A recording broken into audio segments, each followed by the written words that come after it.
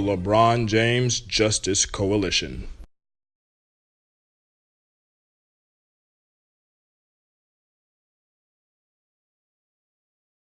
Shman RBTheBreakThrough, giving you the most objective commentary that has never been written or scripted from a basketball player's perspective. And family, as you're coming into the video, do yourself a favor, subscribe to the channel and also hit that notification bell so that you never miss a new video. And when you do so, make sure to click all. And ladies and gentlemen, I would like to welcome you to the channel and to this video. This is part 2 of the Nick Wright Exposed series. Go ahead and get your popcorn, your chips, and your dip. Grab your water, your soda, your tea, or even your beer if you're somebody that drinks. Personally, I don't, but I don't judge. And definitely get ready to sit back. This will be a good one. And I just gotta say, I really underestimated you guys on the first part of this video. For part 1, I told you guys, hey, if this video gets 2,000 likes and 500 shares, that I'll post part 2. You guys basically broke that within the first 3 hours. So I definitely want to send a huge shout out to everybody that supports the channel, everybody that shared that video, liked that video. I believe that video is starting to near 10,000 likes. So I gotta let the cat out of the bag. If this video gets 5,000 likes and 1,000 shares, I will be posting Shannon Sharpe Exposed Part 1. I also want to preface my statements by saying this is not a LeBron bash video. This is simply me exposing Nick Wright's omission of facts, which consist of LeBron. And also, I have no malice or no disdain whatsoever towards Nick Wright. I have a very healthy respect for him and the job that he does. I know that what they do is not as easy as what it looks. I'm just sharing my comments and criticisms. So again, no ill intent. Shout out to Nick Wright. But with all of that being said, let's move on into the video. Now, first off, I just gotta say, even though I presented so many facts in part 1 of this series, it was so funny that the main rebuttal that people had was, oh, Randy, the players that you have on the video who were saying that they would take Kobe over LeBron, those are only players from like 12 and 10 years ago. Nobody's saying that after LeBron manifested and won his 2nd and 3rd chip. Well, as I always tell you guys, I always keep the receipts. So some of these will be new, some of these will be old, but what you will see on there is the actual year that these things were said. So let's see if it's true that after LeBron James got his 2nd or 3rd championship, that no analyst, no players, or just anybody actually says that Kobe Bryant is better than LeBron James. Because again, remember from part 1, if you let Nick Wright tell it, quote unquote,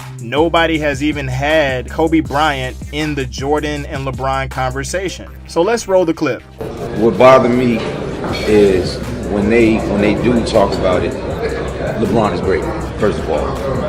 When they talk about comparing him to Mike, I don't understand how they don't have a debate when it comes to Kobe.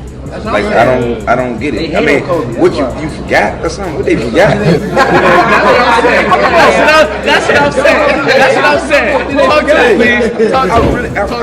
I really think they forgot. Like I really think they forgot the Mamba, man. The certified serial. After Michael, in my top 5, I've always said it's Michael, Oscar, Bill Russell, Kareem, and Wilt.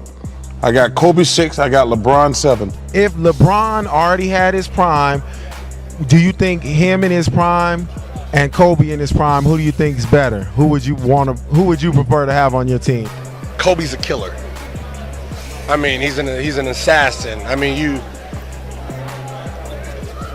you have to go. It depends on how you start in your lineup. I mean, if you need somebody who's going to take over at any moment in the game, you always go with Kobe. But if you're trying to build from the beginning and you need an all-around player, you go with, LeBron. Okay. That's a political answer. But at the end of the day, that's real though. That's real. At the end of the day, it all depends on how you start your lineup. I mean, one is an assassin, period. One is a setup man. He can give you but he's not going to give you 60, 40, 40, 40, 60, 40. I mean, that's Kobe.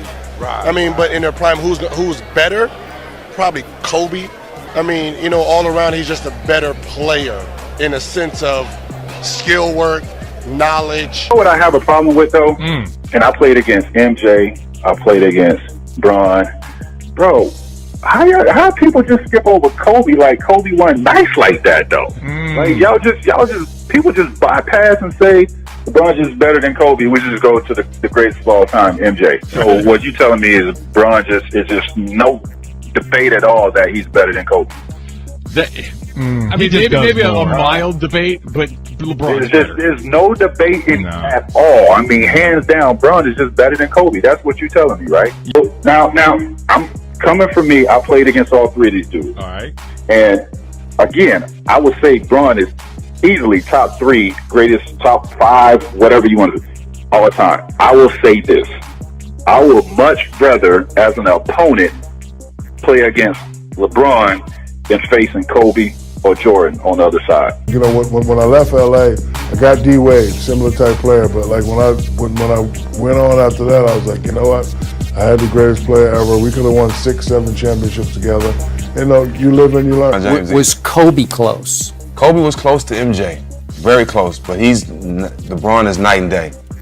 He's not even, they're two different players. You can't compare Kobe and LeBron, but you compare Kobe and Jordan. If you had to take Kobe or LeBron, who would you go? I already know we're going to I would take Kobe. You like scoring. The reason why I like Kobe, relentless. He's the Mamba.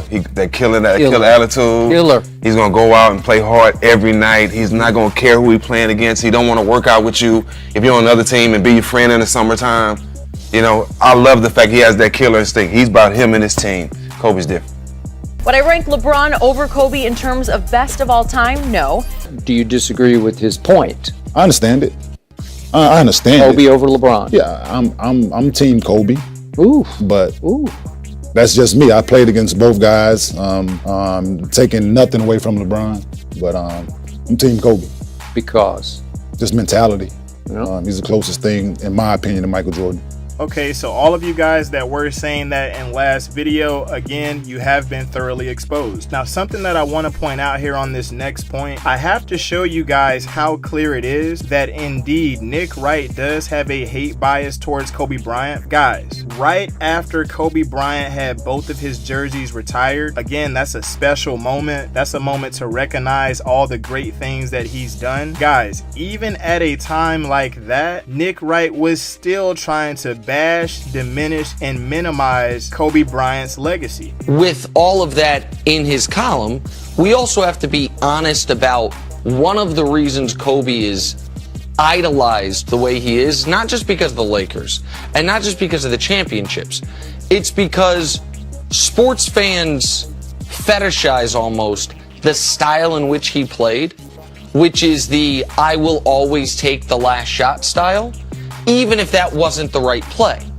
Kobe in his career had 40 game-winning attempts. 40 game-winning makes. 40 shots to win the game for his team that he made. 9 more than any other player during that span. But that was on 151 of those attempts. That's 42 more than any player in that span. So one of the things we always hear about Kobe is, who would you want to take the last shot? Well, the answer probably isn't Kobe. But the answer is Kobe definitely would. Now notice, guys, as Nick Wright pointed this out, he didn't really make any distinction on whether that was the regular season, playoffs, finals, cumulative. He didn't say any of those things. So we definitely have some exposing to do on this point. Now I want you guys to stick with me here. Many times in the case of LeBron James, Nick Wright always brings up percentages, things of this nature. And again, stay with me, I have a point to make here. Now guys, what you're looking at on the screen right now is Shaquille O'Neal's 3-point percentage in 1996. Now as you guys can clearly see, he shot 50% from 3. Then we look at Dwight Howard in 2006, 2007. He clearly shot 50% from 3. And then would you look at this? We have LeBron James stats matched up with Al Horford. Now, in the same year, 2017, 2018, as we see here, LeBron James shot 36%, and I mean, you could basically round that off to 37. He shot 37% from the 3-point line. And if we look down at Al Horford, he actually shot 42%, which actually we can round that off to 43% from the 3-point line. Now, based clearly off of that, if we want to omit facts like, a lot of these analysts do, we could clearly say that just off of percentage, that Howard is a better three-point shooter for that year than LeBron. We could say that Shaq was in 96. And even this year for 2017, 2018, we could say, oh man, LeBron's shooting 37% from three. Meanwhile, Al Horford is shooting 43% from the three-point line. Oh my goodness. Al Horford is a better shooter than LeBron James. Now, come on, guys. Anybody in their right mind, you know that is false. Now, here's the thing. Did I lie with these stats? No. I told you guys the facts. But guess what else I did? I omitted some facts right there. Now, if you look back at Dwight Howard and Shaq's three-point actual field goal attempts, yeah, they shot 50%, but they only tried 2. And if you look at LeBron James' three-point field goal attempts over Al Horford's, he shot way more threes. And also, LeBron James even made more threes. Now, this is what I'm trying to get you guys to understand whenever I say yes. The stats don't lie, but they don't tell the full story. We have to start talking about stats in their actual context. Now, what we also heard from Nick Wright in that soundbite is Nick Wright basically saying, oh, Kobe Bryant would take the last shot, but he shouldn't take the last shot. And as always, he brings up LeBron James' clutch numbers, right? Well, let's go ahead and look at some of those. And here's the thing, guys. These stats, we're mainly going to be talking about clutch situations where there's between 2 to 5 minutes left. And these are all in the playoffs with a margin of 3. Playoffs. LeBron James is 40 for 106 in clutch situations. Free throw shooting 49 for 67. True shooting percentage is 49.8%. Assists per 36 minutes, 4.2 assists. And we have turnovers per 36. He has 4.2 turnovers, which obviously doesn't surprise any of us, even though the media never ran the story. LeBron James is actually the all-time leader in NBA history in turnovers in the playoffs. Now, would you look at this? In clutch situations in the playoffs, Kobe Bryant has taken 10 less shots, but made the same amount as LeBron. Free throw shooting is 67 for 69. His true shooting percentage is 58%. Assists per 36 is 4.3 assists, and turnovers per 36 is 1.7. Now, again, that's just the playoffs in general. Now let's move on to the finals. The last 2 minutes of a game with a margin of at least 3. We have LeBron. He is 4 for 23 in clutch situations. Free throw shooting is 10 for 14. His true shooting percentage is 31%. His assist is at 3.7, which is actually really good. Turnovers at 3.7. And then we look at Kobe, and again, this is finals. 10 for 20 in clutch situations. 4 for 5 from the free throw line. True shooting percentage is 56%. Assist at 7.5. And turnovers are at 1.5. And then we have overall the last 5 minutes with at least a margin of 5. LeBron James is 17 for 62 in clutch situations. True shooting percentage is 43%. Turnovers at 3.1. We look at Kobe Bryant. He is 28 for 63 clutch situations. 53% true shooting percentage. Turnovers are at 1.08. And again, guys, these stats are directly from NBA.com. As I always tell you, fam,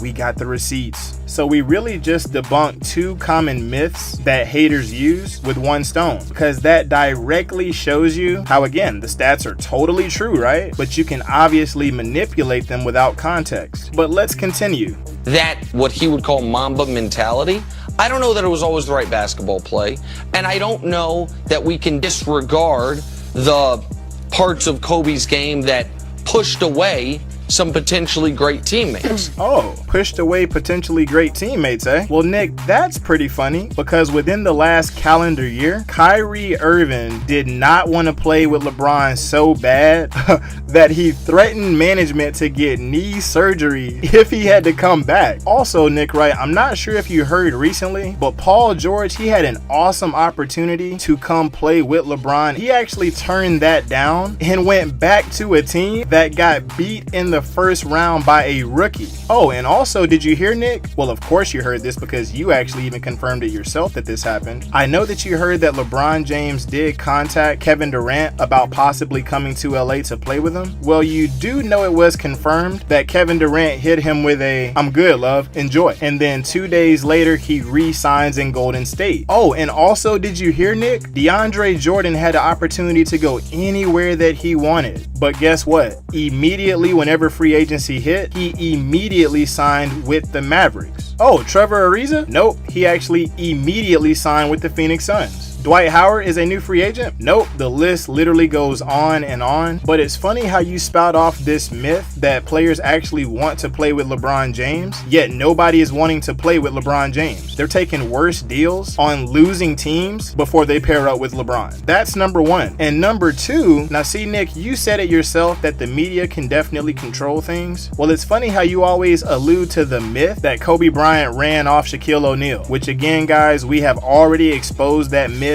in part 1. Make sure to look at that video if you haven't yet. But we all heard it from Shaq's mouth himself. He said that he, not Kobe Bryant, was responsible for the demise of Kobe and Shaq in LA. He said that he was a jerk to Kobe Bryant. Now, how are you going to rebuttal that when that's coming directly from Shaq, the person that you're talking about? Makes absolutely no sense whatsoever. But let's continue. So I guess if I want to specifically answer the question fairly, if I had to give a one sentence, my memory of Kobe, an all-time great who has been overstated by his deepest fans. Wow. Overstated by his deepest fans? Yeah, you know what? I'm gonna just let the comment section get with that one, because LeBron James, quote unquote, deepest fans, they have infiltrated their way even into ESPN airwaves, and even ESPN is getting tired of them. Paul Pierce Man, how about Paul Pierce? calling out Nick Wright on Undisputed this morning. What did you make of that? Look at this, Christina. This is your guy. OMG. Whoa. He's Get right. Nick Wright off of... He's right. Look at what he wrote. Get Nick Wright off of Undisputed now, saying he was so angry he couldn't even spell LeBron's name right.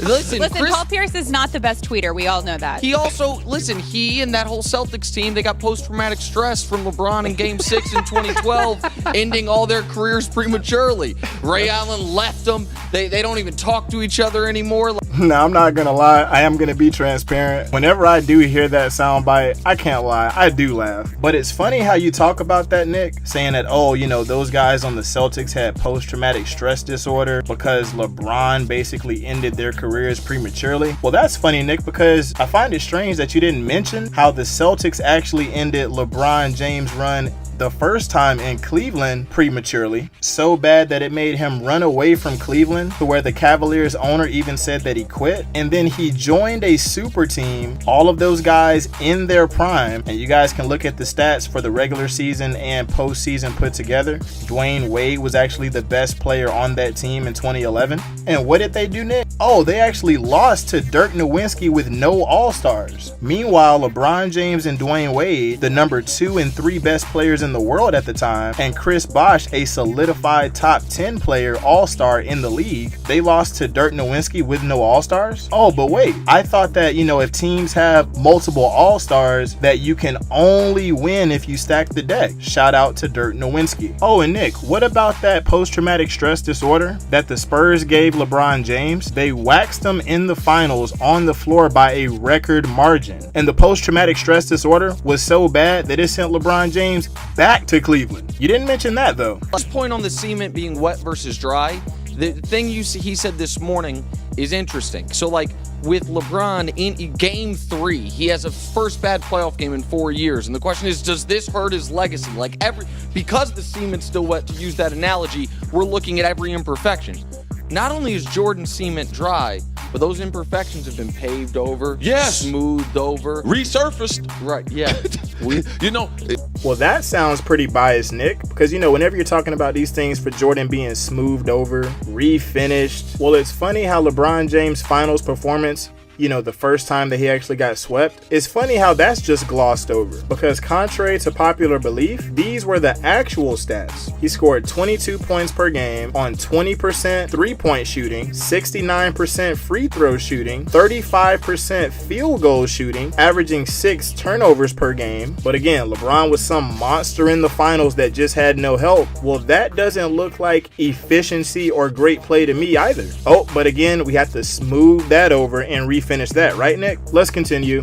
Would you prefer LeBron have only 3 trips to the finals, that he lost in the bad East to Paul George and the Indiana Pacers, that he lost to Derrick Rose and the Chicago Bulls in 2011. Would his legacy be better if he were 3-0 in the finals going into right now? Straight up, of course. Of course. If LeBron James ever had a point, mind you, he never got the chance to get to that point. Again, contrary to popular belief, LeBron James lost his first 2 finals, and as a matter of fact, he didn't even make the playoffs until his 3rd year in the league. Oh, but again, you know, we have to smooth that over, right? But of course, going into right now, or even going into last year, hey, I will be the first to say, if LeBron James was 3-0, and I don't care what stage of his career that he would be in, if you're undefeated in the finals and putting up those kind of numbers and winning finals MVPs, of course, it's a no-brainer.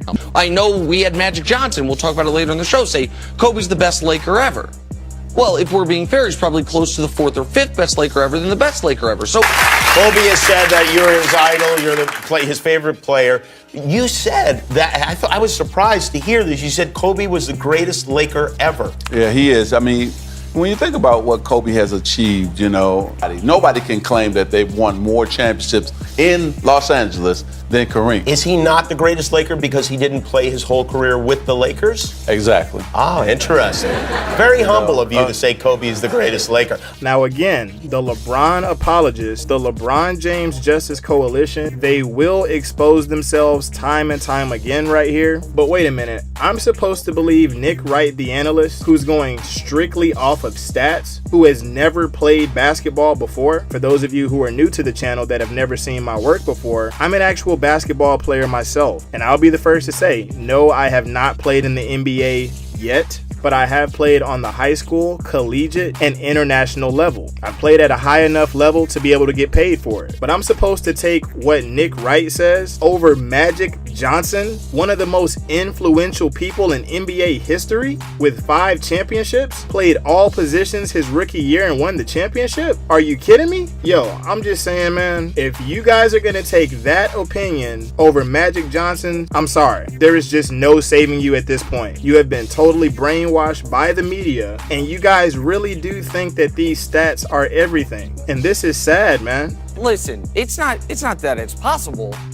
It's incredibly probable. It's overwhelmingly likely. It's barring some act of God, it's going to happen. And this is what we do with Michael Jordan compared to what we do with LeBron. With LeBron, we try our best to disregard everything that's happened post-Maverick series, because it's the greatest 5.5-year run in the history of the sport, and we just focus on early in the career. So can we do that with Michael for a moment? Mm-hmm. Can we talk about Michael Jordan at the moment is the greatest basketball player ever. These are still facts. 3 straight first-round exits for Michael Jordan early in his career. You know how many first-round exits LeBron has? Same as you and me. Yep. None, and we ain't playing the league. Wow, funny how you didn't mention that LeBron James didn't even make the playoffs his first 2 years. Meanwhile, Michael Jordan was making the playoffs as a rookie, and when he did have first-round exits, he was actually losing to some of the best teams of all time. But you know, let's just disregard that, right? Let's just gloss over that and refinish that. How did Jordan get past the bad boy Pistons? They got old. The year he finally beat them, they were a 48-win mediocre team. Wait a minute, the Pistons got old the year that Jordan and the Bulls beat them? Nick Wright, can you explain to me how somebody goes from being the NBA champion in 1989, then winning it again in 1990, and then the next year they're all of a sudden quote-unquote old? That sounds like bias to me. Jordan's first title. Oh, it was the Showtime Lakers. No, it wasn't. Kareem wasn't there. That team was led in points by James Worthy. Wow. No, this guy did not just disrespect James Worthy. Nick Wright, before you disrespect one of the greatest players of all time, let's keep in mind that James Worthy, he actually won a finals MVP, one of the greatest teams of all time. And I am literally shocked and appalled that you literally just mentioned James Worthy in that manner. You literally just tried to minimize that man's legacy. To the younger basketball minds out there who never really heard about James Worthy, you can trust me when I say James Worthy was that guy. Just go look up any interviews and see how NBA legends talk about this man. I cannot believe you just tried to slight his career and legacy that way, Nick. Oh, and by the way, let's not forget that whenever Michael Jordan won his first championship, he did it with no other All-Stars on his team. When LeBron leaves a team, they fall apart. LeBron left the Cavs. They went from 60 wins to the first pick of the draft. Okay. And here we have one of the most common myths and omission of facts that is consistently brought up by the LeBron James Justice Coalition. Now, again, we're not talking opinion here. We're only talking facts. Now, Nick Wright just said that when LeBron left, the Cavaliers went from basically going to the playoffs and competing to a lottery team first pick. And again, this is what many of the LeBron James Justice Coalition will tell you. But what they won't tell you is that it was not just LeBron James that left. LeBron James and 6 other players left as well. And that is a fact. So let's stop this myth. Let's stop this lie that, oh, LeBron James left Cleveland, and since he was the only person that left, they went straight to a lottery team. Because as you can clearly see, it was a totally different team. So I'm sorry, that's just straight omission of facts and lying to really influence the minds of the young and impressionable. So the next time that you do hear any LeBron James Justice Coalition member bring up this lie and this myth, make sure to include this, because they have probably never heard that before. But again, this is why this channel exists. I really am passionate about getting the objective truth out there. And here's the thing, I don't want anybody to be bashed. I just want people to call it equally down the middle and hold every single player to the same standard, or at least, you know, the same standard if we're talking about top 5, top 10 of all time players. Also, today's post notification shout out does go to Mr. M and Cordarius Dowell. Mr. M says, I like how you never clickbait, God bless. And Cordarius says, RB, my man, I just hit that button because I believe in you. Keep working 100. Yo, I just gotta say, you guys are definitely appreciated on this channel. It really does mean a lot, the things that you guys say. And whether you are a new subscriber or a longtime supporter on the channel, if you would like a post notification shout out, make sure to subscribe to the channel, hit that notification bell, like this video, and let me know that you did in the comments down below. So guys, that does about wrap it up for this one. And again, there is no malice whatsoever towards Nick Wright. I definitely got respect for you if you're hearing this video, but I gotta put the objective facts as well as add context so that these young and impressionable minds who never saw these older players play, I have to do that so that they are not led astray. It's one of the main reasons why I created this channel, to really put the objective truth out there for everybody to hear. Now, something that would definitely help me in my pursuit of that, guys, let's get this video to 5,000 likes and 1,000 shares on Twitter, Facebook, Instagram, all that. And again, if this video does get 5,000 likes and 1,000 shares, I will be making part 1 of the Shannon Sharpe Exposed series. I definitely underestimated you guys on the first one. Well, now I totally believe in you guys for this video goal. Make sure to give this video a thumbs up, subscribe to the channel. I just want to thank all of you guys for your consistent support, as well as everybody that does donate. Do not forget to follow me on Instagram. I feature a lot of your comments there, but there's not too much else more to talk about. Sincerely, God bless every single one of you guys. I'm your man, RB the Breakthrough, and I will see all of you in the next video.